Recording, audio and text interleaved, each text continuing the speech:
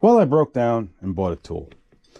It's Motion Pro 08-0558 to pull this bearing out. And it started with, it's funny because the pictures, well, the instructions are all pictures. So I think that's funny. So the first thing I had to do was cut the actual bearing and the retainer out. And then it's supposed to be as simple as, now I kind of played with this a little bit, so I got to just pull these out. But it's supposed to be as simple as taking this tube, putting this spacer on first, which doesn't really make sense, I guess, and then putting the tube over it. And then you take the set screws, the pointy set screws, and lock them in place. You know what? So to tell you the truth, I looked at the instructions, because the instructions again are pictures. So I looked at the instructions and I'm like, oh, okay, that kind of makes sense, especially since it comes with this, which is basically what's left of the bearing when you pull the cage off. But I have a feeling this is to install the new bearing. And I say I have a feeling that it's for that because, well, the instructions are pictures. I mean, pictures? Seriously? Like, you can't do written instructions?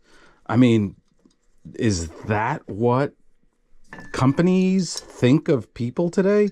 That, like, they can't read? I don't know. It's beyond me.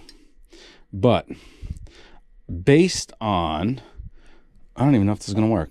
Based on the pictures that I saw, see, this should go in easier than what it's giving me right now. I wonder if it's because the rest of them are a little bit tight. I don't know. But based on the pictures, you literally drop this thing on, put these pointy set screws in, and they don't seem to take too much before they are literally in. This one is like out the furthest, so I'm going to snug this one. And anyway, once that's in, put this bolt on, run it down to, I'm guessing where it hits the top of the, oh, there you go. Don't judge me. I may not have the exact size tools here, but this should pull, and it is. It's pulling the bearing out.